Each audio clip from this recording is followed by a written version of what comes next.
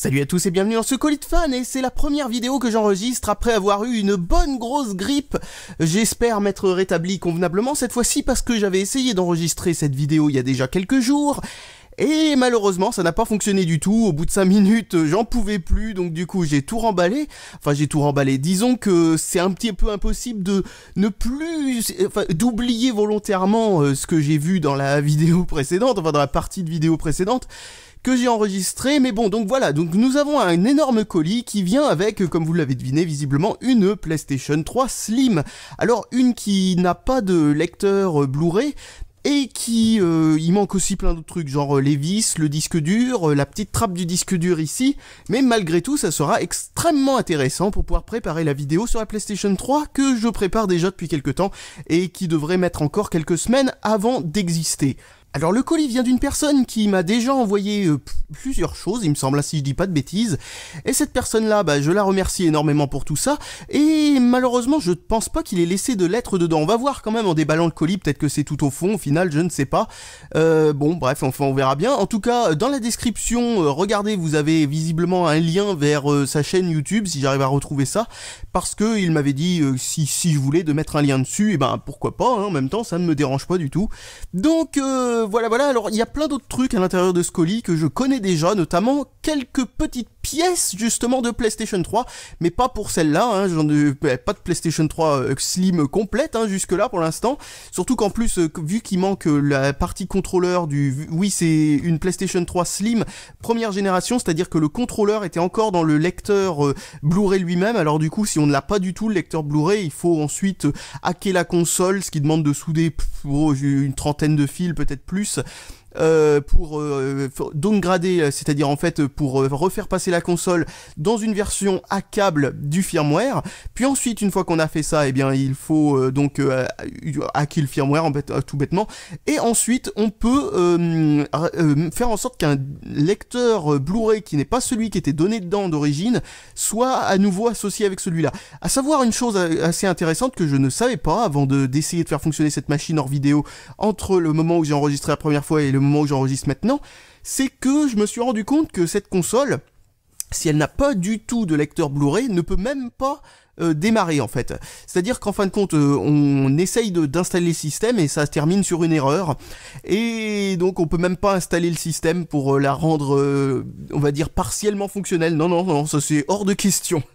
Donc après la PlayStation 3 Slim, nous avons un lecteur de PlayStation 3 première génération, la toute première génération, qui, on le reconnaît au fait qu'il y ait ce composant qui soit à nu en fait, pour savoir, la toute première génération disponible chez nous, parce que c'est pas la même que celle dans d'autres pays. Et donc oui, elle aura un lecteur Blu-ray, etc. Sauf qu'il était fourni dans la 3e génération de console en fait, c'est-à-dire la version 40 Go, celle qui n'est plus rétrocompatible.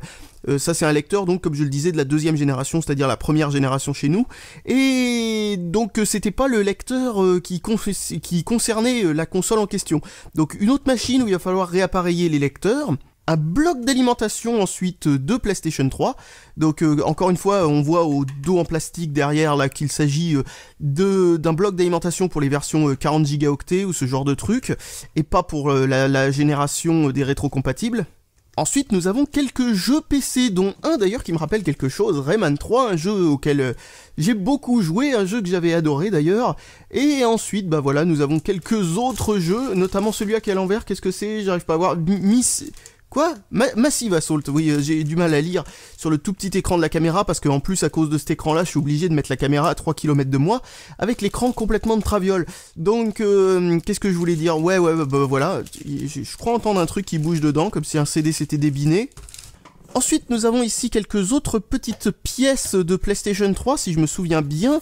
Donc, c'est les attaches du processeur, a priori.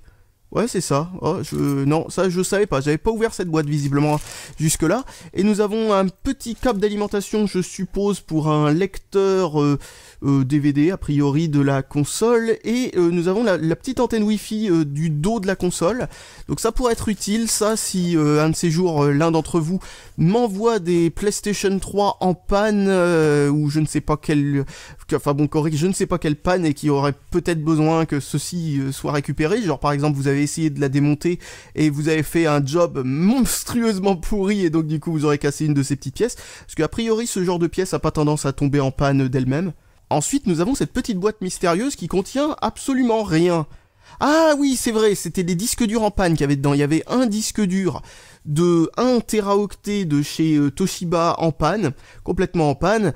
Un de chez Toshiba 500 gigaoctets qui, lui, était les 60 premiers gigaoctets qui sont complètement morts, mais le reste a l'air de fonctionner comme il faut, bizarre. Et ensuite, nous avions un 3e disque dur, je vais essayer de faire travailler ma mémoire pour que je me rappelle ce que c'était, un qui était complètement mort. Je ne sais plus ce que c'était... Ah si, c'est bon, ça revient. C'était un 500 gigaoctets de chez Seagate qui veut rien savoir du tout.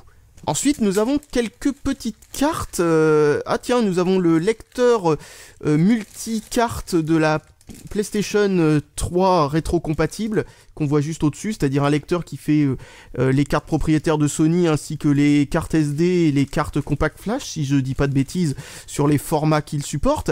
Et en dessous, nous avons la carte contrôleur qui permet d'avoir, vous savez, le Wi-Fi et le Bluetooth, en fait, de la console, qui se trouve sur cette chose-là. À savoir, d'ailleurs, un truc très intéressant et très bizarre avec cette console, la PlayStation 3, c'est que si on met pas ce truc-là, alors que ça gère que le sans-fil, eh bien, le port Ethernet ne marche pas non plus, et il y a aussi quelques bugs qui peuvent se produire, genre par exemple si on est sur un jeu PlayStation 2 avec une version rétro-compatible de la PlayStation 3 donc, eh bien vous pouvez pas éteindre la console sauf en appuyant longtemps sur le bouton power pour forcer l'arrêt, parce que ça fait planter l'émulateur au moment d'en sortir en fait.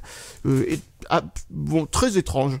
Alors ensuite nous avons quelque chose qui est emballé dans du papier journal, donc vous voyez que je ne l'ai pas déballé, malgré tout à la forme et au fait qu'il y a un trou ici et que ça ait une drôle de forme de ventilateur. Regardez, je vais déchirer le truc pour que vous puissiez savoir, j'avais deviné ce que c'était, c'est la grosse ventilation d'une PlayStation 3 FAT, mais la première génération, là aussi celle qui donc est rétro-compatible. Alors comment on distingue l'un de l'autre? Eh bien c'est tout aussi simple que ça, c'est que si on a la version FAT rétrocompatible, le système de ventilation s'en va entièrement, alors que si on a la version non rétrocompatible, celle qui vient après, eh bien en final, la grande plaque qui est tout autour vient avec. Donc bah voilà comment j'ai fait pour savoir que c'était d'une rétrocompatible avant de l'ouvrir, et non pas parce que sinon ça aurait été très chiant à enlever et séparer seulement cette partie-là, et non pas garder le reste du métal qui va avec en fait. Alors voilà à quoi ça ressemble pour ceux qui connaissent pas, hein, c'est tout bêtement, vous avez deux plaques comme ça, des caloducs, hop, ça c'est pour la partie GPU, c'est le refroidissement du GPU de ce côté-là, et le refroidissement du CPU c'est tout le reste.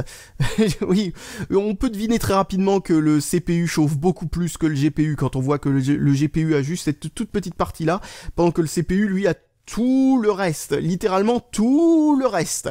Et d'ailleurs un truc qui est marrant, c'est que si on prend la FAT deuxième génération, celle qui est pas rétrocompatible du coup, eh bien, enfin je l'appelle deuxième génération ou troisième génération, j'alterne assez souvent parce que pour nous c'est la deuxième génération, pour les autres c'est la troisième génération, eh bien celle-là, eh bien elle chauffe moins, donc ils ont réduit un petit peu le système, et la ventilation se fait uniquement par l'arrière. Sur celle-ci, la ventilation du processeur se fait par l'arrière et la ventilation du GPU se fait par le haut de la console. Donc voilà pourquoi il y a autant de trous dans cette console partout tout autour de la boîte, du boîtier. Donc bref, je vais poser ça autre part avant de rayer quelque chose en le posant dessus. Et ensuite, voici une PlayStation 3 FAT non rétrocompatible. Bon, vous la verrez pas en entier, je vous la verrai très certainement dans une autre vidéo. Donc bon, vous savez très certainement à quoi ça ressemble. On sait qu'elle est pas rétrocompatible parce qu'on peut pas ouvrir le devant pour avoir accès à un lecteur de cartes, par exemple. C'est l'une des possibilités. La deuxième possibilité, c'est de regarder le nombre de ports USB. Si vous en avez que 2, c'est qu'elle est pas rétrocompatible. S'il y en a 4, c'est qu'elle l'est. Donc cette console a un e-load et en plus de ça, elle n'a pas de lecteur Blu-ray, comme vous l'avez vu, le lecteur Blu-ray qui est ici et qui était à l'origine dans la console, il me l'avait mis sûrement pour que ça prenne moins de place pendant le transport. Ce lecteur-là n'est pas celui d'origine, c'est même pas un modèle, je suis pas certain qu'il soit compatible, hein. Il l'est peut-être, hein, mais en tout cas s'il est compatible, il faut bien entendu hacker le firmware et tout ça pour le faire passer comme compatible, sinon il en voudra jamais. Alors elle est en e-load, alors bien entendu ça veut dire que c'est pas vraiment réparable en fin de compte, c'est-à-dire qu'on peut le réparer, mais après je ne sais pas combien de temps ça va durer, parce que ça risque d'être compris entre 2 semaines et 1 an grand maximum de réparation, même en faisant ça bien à la limite, ou alors il faut vraiment faire ça très très bien. Difficile à dire, je suis pas encore un expert dans les PlayStation 3 justement, et c'est pour cette raison que j'en récupère quelques-unes, donc bon, comme d'habitude, hein, je le dis, mais si vous avez des consoles HS chez vous, que ce soit une PlayStation 3 ou n'importe quelle autre console, n'hésitez pas à me contacter, mais par contre, un truc à dire, je ne fais pas les Xbox 360, j'ai déjà fait la vidéo là-dessus, je fais pas non plus la PlayStation 2 Slim, parce que il y a Thibaut, un ami qui, si vous connaissez pas, bah, vous l'avez. Regardez mes vidéos, vous le verrez sûrement dans certaines de mes vidéos. Qu'est-ce que je voulais dire? Oui, il a toute une caisse remplie de PlayStation 2 Slim. C'était un ami qui sûrement était dans le business du puçage de consoles ou de la réparation de consoles et de la revente ou un truc du genre, qui a arrêté de faire ça et il lui a légué une caisse entière de PlayStation 2 Slim. Quand je dis une caisse entière, je veux dire, il doit y en avoir 30 au moins dedans. C'est immense le nombre qu'il y a là-dedans. Donc ça, j'en ai pas besoin. J'ai pas besoin non plus de Super Nintendo à moins qu'elle soit HS. Encore une fois, les consoles en état de marche ne m'intéressent pas plus que ça, parce que au final, ce qui m'intéresse, c'est surtout de les démonter, de voir comment c'est fait et de voir les différences. Si ça fonctionne, vous savez, démonter un truc qui fonctionne, c'est un petit peu gâcher le truc, j'ai envie de dire. Bon, s'il n'y a pas d'autres possibilités, genre la Super Nintendo, c'est une console qui a pas tendance à tomber en panne, donc si un jour je fais une vidéo là-dessus, il faudra que je la démonte, qu'elle soit en bon état ou pas. Donc, mais j'en ai déjà 3, donc c'est pas la peine. Les PlayStation, les Super Nintendo en état de marche, c'est pas la peine. Par contre, un truc qui m'intéresse aussi, c'est les accessoires de n'importe quelle console, là aussi en panne, mais ou en état de marche à la limite, mais bon, surtout en panne, qui de n'importe quelle console, hein, des trucs originaux ou on va dire standard, genre par exemple une manette PlayStation 3 standard. Bon voilà, c'est juste une manette PlayStation 3 standard, mais ça peut être intéressant pour la démonter parce que j'en ai pas justement. Et mais à la limite, surtout un truc qui est intéressant, c'est si vous avez des trucs chelous, genre par exemple des trucs qui sont ou non officiels et complètement pourris, ou à la limite à peu près corrects, mais c'est surtout s'ils sont complètement pourris, ou des trucs comme ça, parce que enfin voilà, les accessoires de console un petit peu pourris, ça pourrait être un truc intéressant pour une vidéo. Enfin bref, voilà, parce que souvent on me demande par email ce qui m'intéresserait de recevoir en colis. Moi je dis toujours ce qui est chez vous et qui risque d'aller à la poubelle. Ça, c'est ce qui m'intéresse le plus. Mais donc voilà, si je peux vous aiguiller à certains d'entre vous, à vous dire, si vous avez, je sais pas, des montagnes et des montagnes de trucs dont vous savez pas quoi faire, ça c'est le genre de truc qui m'intéresse, parce que justement en ce moment je suis parti pour faire quelques rétrospectives sur certaines consoles. Comme je le disais, toutes les consoles m'intéressent, sauf la PlayStation 2 Slim, alors ça non, je n'ai pas besoin du tout. La Xbox 360 parce que c'est déjà fait, et d'ici très peu de temps j'aurai plus besoin de trucs de PSP aussi, parce que je suis en train de préparer la vidéo sur la PSP, et quand elle sera faite, eh bien ce sera trop tard, je pourrai pas revenir en arrière pour corriger certains trucs. Alors un truc qui n'est plus dans la boîte, je me rends compte parce que j'avais essayé de la réparer et ça marchait pas, c'est une carte mère donc de PlayStation 3 FAT rétro-compatible qui a dû passer au four ou un truc comme ça pour une tentative de réparation qui a pas fonctionné. Parce que après avoir essayé de la réparer, elle ne fonctionnait toujours pas, donc bon bah voilà, tant pis. Et donc ce qui était encore dans la boîte que je n'ai pas du tout sorti de la boîte jusque là, c'est ceci.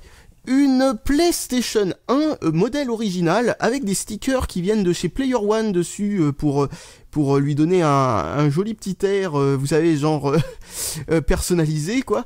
Et donc bon bah vous pouvez reconnaître notamment les ports mémoire ainsi que pour les manettes qui sont exactement les mêmes que sur la PlayStation 2. Si vous ne connaissez pas la PlayStation 1, vous avez là de quoi mettre un CD dedans. Oui, la console d'origine était directement à top loader, contrairement à la PlayStation 2 qui avait un tiroir, et autrefois la PlayStation 3 avait un manche-disque jusqu'à la toute dernière génération. Et donc, bah vous voyez, elle est plutôt fat parce qu'ils en ont fait une nouvelle version plus tard, bien après, celle que j'ai plus connue personnellement. C'est la version toute petite blanche et tout. Ça, c'est la version grise d'origine.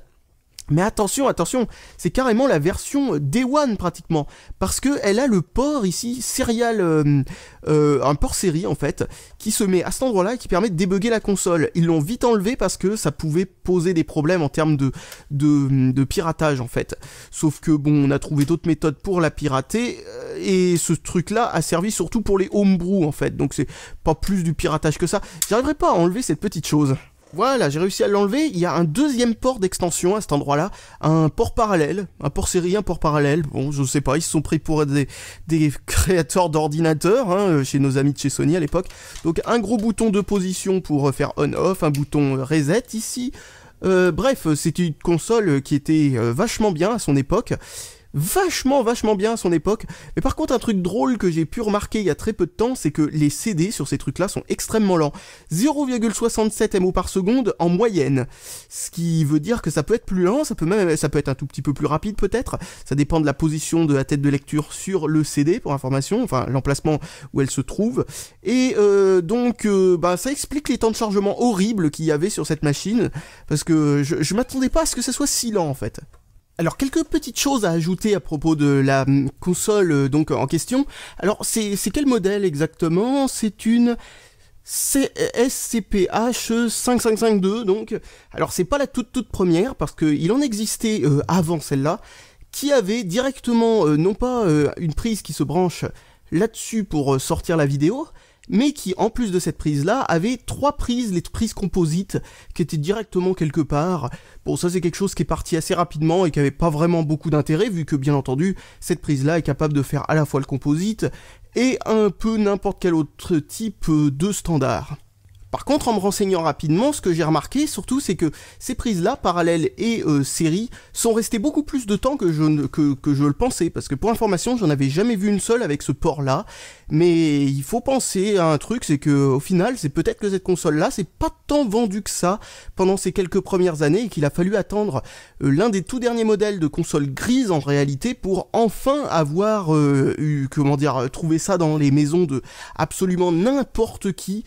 Parce que je me rappelle en effet que moi, à mon époque, les gens jouaient encore à la Super Nintendo, à l'époque bien loin de la Nintendo 64 et de la PlayStation, donc il a bien fallu attendre un bon moment avant que ceux qui avaient pas tellement les moyens, enfin en réalité je pense que c'est surtout ça, passent ces consoles de nouvelle génération en réalité. Donc bref, tiens c'est bizarre, la caméra me détecte un visage à cet endroit-là, je sais pas, est-ce que vous trouvez que ça ressemble à un visage, cette prise, plus le contour ici, surtout qu'il coupe en plein milieu de la prise, comme ça, ça n'a aucun sens. Bon bref, qu'est-ce que je voulais dire sinon à propos de ça? Oui bah voilà, le port parallèle et le port série ont servi en réalité de manière officielle par Sony, mais alors vraiment pas à grand chose, hein. On pouvait brancher une imprimante sur le port parallèle. What the fuck? À quoi ça servait? Est-ce qu'il y avait au moins une machine qui utilisait ça? Est-ce qu'il existait des systèmes d'exploitation bizarres pour cette machine? Pas à ma connaissance, mais peut-être que si en réalité, peut-être qu'il existait des trucs genre du basique ou des trucs de genre. J'en ai absolument aucune idée en réalité. Ce que je sais, c'est que la PlayStation 2, elle avait un DVD qui venait avec un installeur pour Linux.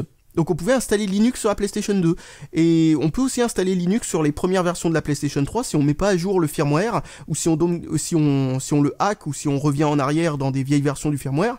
Eh bien, qu'est-ce que je voulais dire à ce propos? Oui, on peut faire fonctionner Linux sur la PlayStation 3.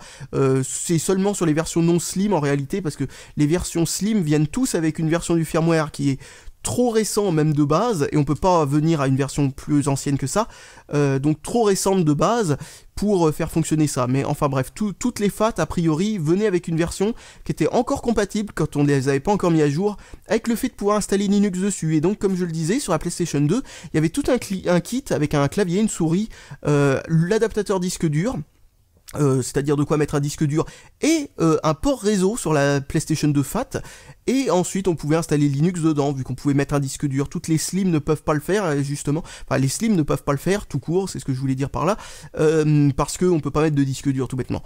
Non, a priori, il n'y a pas eu de moyen de pouvoir installer sur de l'USB ou des trucs comme ça. Peut-être que si, en réalité, mais rien d'officiel de la part de Sony. Et donc cette console-là, donc comme je le disais, ils les ont utilisés, mais presque pas, ces ports supplémentaires. Aucun accessoire vraiment important, en tout cas pour les jeux, ont existé existait qui se branchait là-dessus. Enfin, je parle des accessoires officiels, parce qu'il y a eu des accessoires non officiels, notamment très certainement des trucs pour hacker la console, ou les action replay, ou des trucs comme ça, qui justement se branchaient sur ces ports-là. Alors donc, la personne qui m'a envoyé ça a été très très très sympa de m'envoyer aussi quelques accessoires de cette console, notamment un accessoire... que j'arrive pas à sortir de là-dedans, et vous l'avez peut-être reconnu vu la forme, si vous en avez eu un à l'époque. Et voilà ce que c'est un truc pour mettre plusieurs manettes, plus de manettes en fait, pour en mettre 4 sur cette console qui permet normalement d'en avoir que 2. Et ce qui est toujours amusant avec ce truc là, c'est qu'il y a aussi un port carte mémoire par manette, peut-être pas forcément très utile en réalité, étant donné que à quoi ça sert d'avoir un multitap, je sais pas comment ça s'appelle en réalité sur la PlayStation. Oh, j'arrive pas à me dépêtrer de la Super Nintendo, parce qu'il faut savoir un truc, c'est que la PlayStation à l'origine, elle avait été conçue, bon vous le savez très certainement si vous êtes un petit peu dans les jeux vidéo ou ce genre de truc, hein, bon ça c'est une histoire qui est très connue, c'est que la PlayStation à l'origine ça aurait dû être l'extension CD de la Super Nintendo. En gros, comme le Mega Drive CD, et ben il y aurait eu un truc qui se met en dessous de la Super Nintendo qui permet de rallonger la durée de vie de la console et de rajouter la fonction CD. À savoir d'ailleurs un truc qui est assez amusant, c'est que la PlayStation, au niveau de tout ce qui est musique, c'est-à-dire au niveau de ce qui est son, c'est pratiquement la même chose pour ce qui est du synthétiseur, hein, pas de la lecture de pistes directement sur le CD. Pour ce qui est du synthétiseur qui est intégré là-dedans, c'est pratiquement le même que sur la Super Nintendo. Et un autre truc à savoir aussi, c'est que en graphisme 2D, or le fait que, bien entendu, les CD permettent de faire en sorte de stocker beaucoup plus d'informations et donc de faire des trucs plus jolis, eh bien, au niveau des capacités brutes de la console en 2D, elle n'est pas capable de beaucoup plus en réalité que la Super Nintendo elle-même. C'est une Super Nintendo avec la 3D en plus et la capacité CD en fait. C'est vraiment juste ça. On voit que Sony s'est dit ah bah tiens ils ont annulé l'autre contrat, et ben on va faire une Super Nintendo qui fait les CD et qui fait la 3D, vous allez voir. Et ben c'est justement ce qu'ils ont fait. Ils ont repris le projet à leur compte et ils ont doublé Nintendo à leur truc. Faut dire en même temps Nintendo a qu'à arrêter d'embaucher des gens pour leur faire des produits et ensuite annuler tout en les foutant dans la merde financièrement. Peut-être qu'ils auraient jamais eu ce concurrent de taille à combattre. Donc bref, qu'est-ce que je voulais dire? Oui, donc ce truc là, eh bien, bah voilà, ça permet de jouer à 4, et je comprends pas pourquoi il y a un port carte mémoire par manette, comme si les manettes 3 et 4 avaient besoin d'un port carte mémoire. C'est pas comme si c'était comme pour la Dreamcast où chaque manette a besoin d'une carte mémoire parce que ça fait un petit écran dessus qui peut être utile dans certains types de jeux. Eh bien, non, là ça n'a aucun sens. Je vois pas pourquoi on aurait besoin de 4 cartes mémoire pour jouer à je sais pas quel jeu qui enregistrerait dans 4 cartes mémoire 4 parties différentes, j'en ai aucune idée. Enfin bref, c'est un non officiel de trucs multi-machin chose. Vous savez quoi, je savais même pas que ça existait en non officiel. Et ensuite, nous avons une manette de PlayStation 1.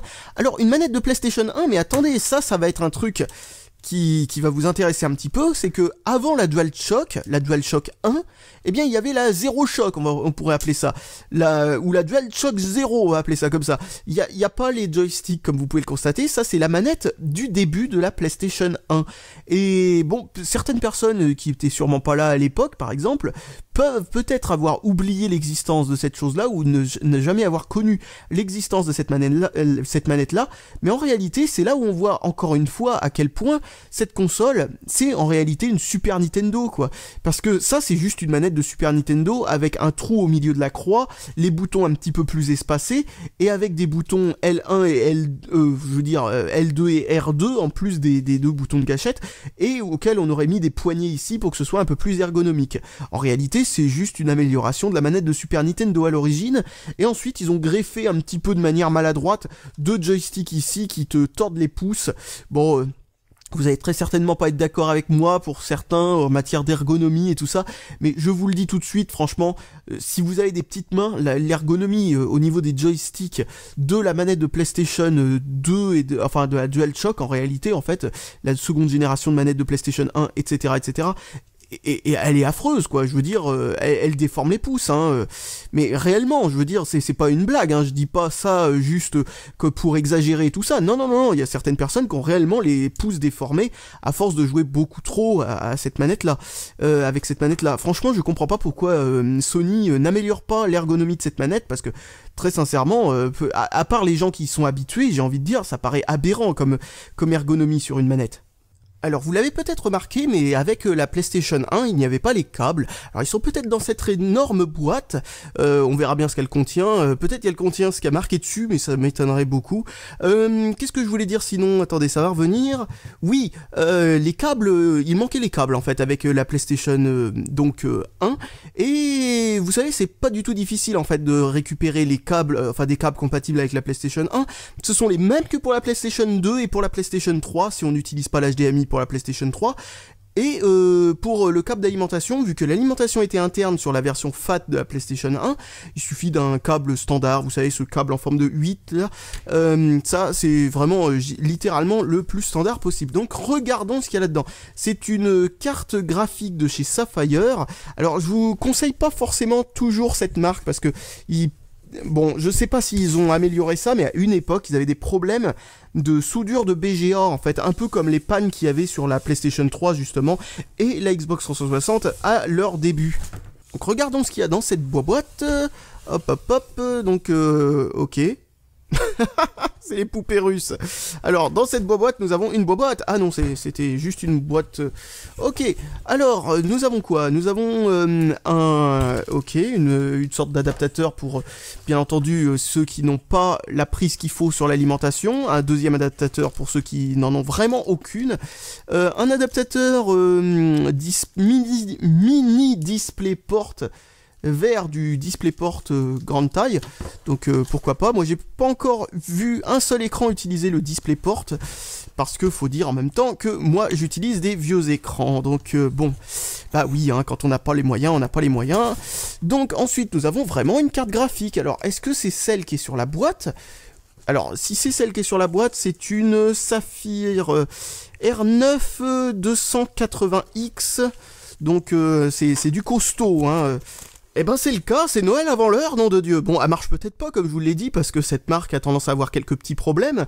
Bon, après, c'était sûrement une génération précédente, hein, je ne suis pas sûr que ce soit le cas maintenant, mais nom de Dieu, si elle fonctionne, ou même si elle fonctionne pas, parce que si elle fonctionne pas, j'essaierai de la réparer, un peu comme je fais avec les Xbox 360 et les PlayStation 3, eh bien, purée, nom de Dieu, bah je vais pouvoir me faire un PC de jeu, hein. Je crois, et si elle est irréparable, bah tant pis, en tout cas, c'est joli comme truc. Aïe aïe aïe aïe aïe aïe, les trois gros ventilos. C'est moi ou celui du centre est un peu plus petit? Ah ouais, non, j'ai l'impression que celui du centre est un tout petit peu plus petit. C'est une stratégie en matière de design un petit peu bizarre, mais pourquoi pas, hein. Donc nous avons nous avons un DVI qui fait le VGA ici, un DVI rétro-compatible, un DVI qui ne fait pas le VGA, donc il fait que le standard DVI, nous avons un HDMI qui peut lui-même se transformer en DVI si on veut, et deux mini DisplayPort qui permettent donc de pouvoir tout bêtement brancher encore plus d'écrans, donc je sais pas à combien d'écrans on peut, enfin combien d'écrans on peut mettre maximum sur cette chose-là. Tiens, il y a un petit bouton là. Tiens, c'est rigolo, à quoi ça sert ça? Un bouton de position, tiens. Aucune idée. Ouais, donc je disais, je sais pas du tout comment c'est câblé à l'intérieur, mais il est possible que une de ces prises, genre par exemple cette HDMI, soit en réalité exactement le même que cette prise-là, donc du coup peut-être qu'on peut brancher que 4 écrans maximum, enfin que 4 écrans maximum, hein, il y a des guillemets gigantesques, mais bon, si sa capacité maximum est de 4 écrans ou même de 5 écrans, c'est franchement gigantesque. Personnellement, moi ça ira pas dans mon PC normal, parce que mon PC normal est allumé trop souvent et j'ai pas envie de faire gonfler ma facture d'électricité outre mesure, mais ça ira sur un PC que je vais me servir, en fait je vais m'en servir comme console de jeu en fait. Je vais mettre SteamOS dessus déjà pour voir ce que ça donne, et j'installerai pas mal de trucs, et je le mettrai sûrement en dual boot avec Windows au cas où qu'il y ait des jeux sur SteamOS qui soient pas compatibles. Mais, ou alors je le ferai peut-être tourner sur Ubuntu ou je ne sais pas quoi en installant Steam dessus parce que il paraît que ça revient au même que SteamOS en réalité. Donc, et que c'est plus pratique, enfin plus facile à installer en tout cas.